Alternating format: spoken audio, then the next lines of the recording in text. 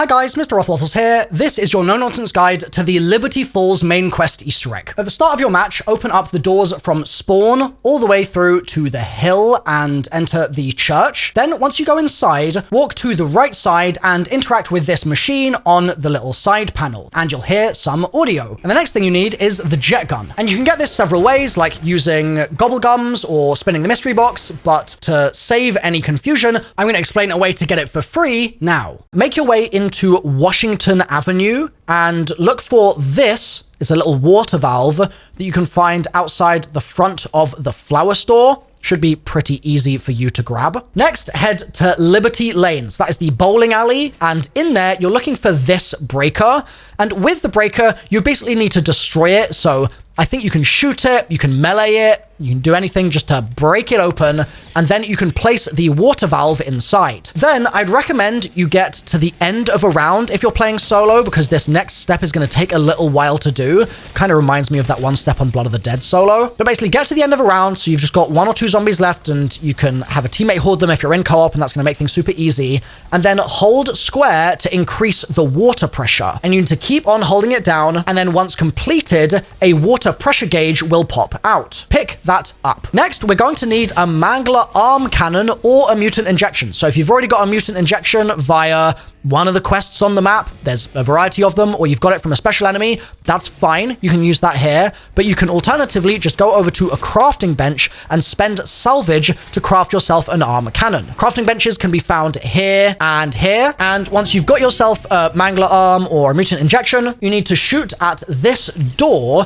to destroy the radio store on Riverside near the comic store. Inside there are piles of trash that you can hold square on to uncover salvage, or even vermin as well, so be mindful not to get jump scared here. But as you root through the trash, you should eventually be able to find a trash pile containing electrical wires. Once you find them, pick them up. Then head to the cemetery area, and you'll find a groundskeeper zombie roaming around there in a unique outfit. He should be wearing like a red shirt with dungarees and overalls. That's how you can distinguish him from the other zombies. Once you find him, kill him, and once he dies, he'll drop a key for a shed. So you just need to head over to the shed and follow where I'm going in the gameplay here in order to do that. And once you get there, you'll be able to find a handle brake inside. Then head over to the second floor of the motel, and you can follow where I'm going in the gameplay here in order to get there. And once you arrive, a bunch of zombies will come crashing out of this motel room, and you just need to take them out and then walk into that room. Inside, you'll find a jet gun on a crafting table that's sort of mid-assembly, and this is your jet gun crafting bench. Now, before you build the jet gun, I want to give you a word of warning. This room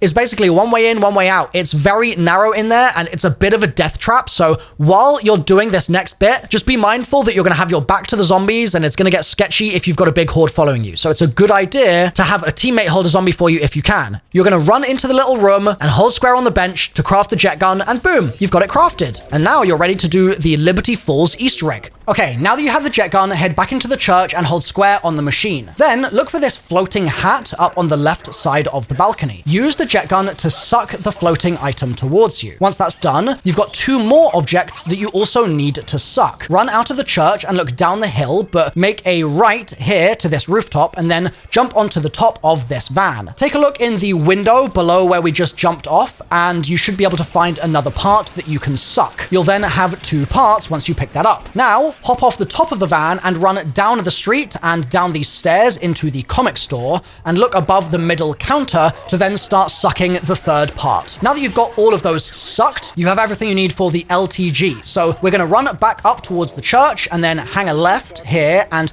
mantle onto the roof. Take the zip line across and head over to the left side of the roof where you'll be able to find the bench to build the LTG, and then pick it up and get ready to fight some zombies. Once that's done and you're safe and sound, head back into the church and pick up one of these ether canisters. Watch out if there's zombies, because if you're carrying the canister, you can only walk, so you need to walk the canister down towards the spawn area and drop it on the ground near this trap. It's important to have this set up before you move on. Now, turn around and head towards this mini ether storm. Place the LTG down and defend it for 60 seconds, and if zombies get close, they get sucked in, and the LTG will take damage. After 60 seconds, an abomination will spawn, and you have to capture it in the ether container. In order to do this, run back towards your ether canister that you placed down and make sure the abomination is nearby. Then activate the trap and have the abomination step into the trap where your canister is. Then kill the abomination before the trap stops stunning it, and its purple essence will be captured in the canister. Also, while you're doing this, note that you can damage the abomination beforehand to make it easier to kill while it's trapped. So that's a little pro tip. Once that's done, pick up the canister and haul it back to the church and place it back in the machine you took it from, and you'll get a new item, the Strauss counter, which replaces your special grenade. This step is also on a timer, so make sure you're focused on getting back to the church quickly. Now that we've got the Strauss counter, run out of the church and follow my path down these stairs and into the grass. Use the Strauss counter by holding your special grenade button, and it'll read one of 3 colors: green, yellow, or red. Press square and activate this machine. If the Strauss color is green, press it until the light is red on the machine. If your Strauss shows yellow, simply change the color to yellow. If the Strauss shows red, simply change the color to green. There's 2 more machine locations, so run back up towards the church and head into the backyard of the White House. Hook a right and you'll find the second machine here. After you match the color on the machine, turn around and go to the right side of the street and climb onto this roof. Zipline over to the bank rooftop and hop down this ledge, which is where you'll find the final machine. Once you do this correctly, purple beams of light will appear that connect to another ether canister in the spawn area, and it'll charge up and you can then pick it up. And you should then be able to start walking towards the church again. But before you go all the way there, pick your LTG back up where you spawned the abomination. Now, head towards the church and place the canister down just here on the street where the trap will activate. There's another mini ether storm next to the church, so go there and place the LTG down underneath it, and you'll then have to defend it for 60 seconds. And at the end,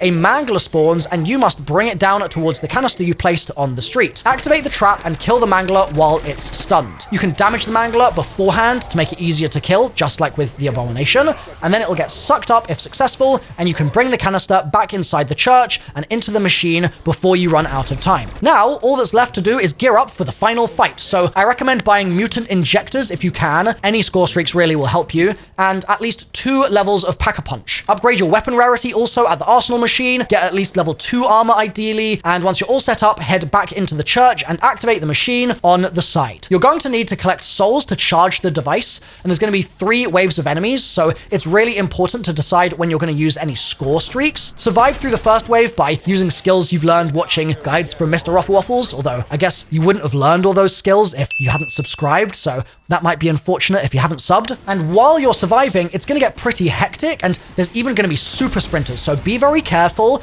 And then at some point, you're going to have an elite mangler spawn in that you need to take out. If you're in solo, I'd say don't use your mutant injector, but if you're in co-op, have one of your players just jump into it and whack and punch the mangler and turn it into a little mangler fight. But if you're solo, you might want to save it for this next bit. So towards the end, an abomination will spawn, and this is where if you've got any remaining mutant injectors, etc., you're going to want to use those. It's max firepower time. You need to damage the abomination as much as possible, and once you take all the zombies down and the abomination, the game will kill you, while in a weird twist, and the Easter egg is over. If this no-nonsense guide has been useful, drop me a like, and click on screen right now to some more zombies guides.